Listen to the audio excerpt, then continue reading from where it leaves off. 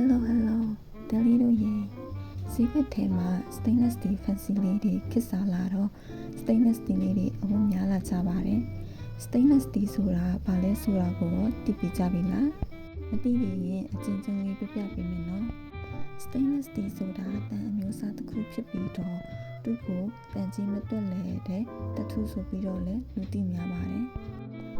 သူ့မှာကအဓိကအားဖြင့်တန်တဲ့ကိုခရိုမီယမ်ကိုအနည်းဆုံး 10.5% လောက်ပေါင်းထည့်ထားတာကြောင့်သူ့အပေါ်ယံမှာကာကွယ်ပေးတဲ့အလွှာတစ်ခုဖြစ်လာပြီးတော့ရေလေအပူတို့ကြောင့်တန်ကြေးတက်တာတွေကိုလည်းကာကွယ်ပေးပါတယ် stainless steel ရဲ့အသာချက်လေးကိုပြောပြရမယ်ဆိုရင်တော့ stainless steel တွေကတန်ကြေးမတက်လွယ်ဘူးကြာရှည်ခံတယ်တောက်ပတ်ပြီးတော့လာပါတယ်တန့်ရှင်ရေးလုပ်ဖို့လည်းလွယ်ကူတယ်ပြောမယ်ဆိုရင်တော့အယောင်ပြန်တင်ဖို့လည်းလွယ်ကူတာပေါ့အပူနဲ့ရေကိုလည်းခံနိုင်တယ်နောက်တစ်ခုကဒူဝါတခြား steel တွေလက်ကိုလည်း stainless steel ဈေးလဲပိုပါသေးတယ် stainless steel လေးတွေကိုဘယ်လိုထိမ့်သိမ်းရမလဲဆိုတာမသိသေးရင်ခု post အောက်က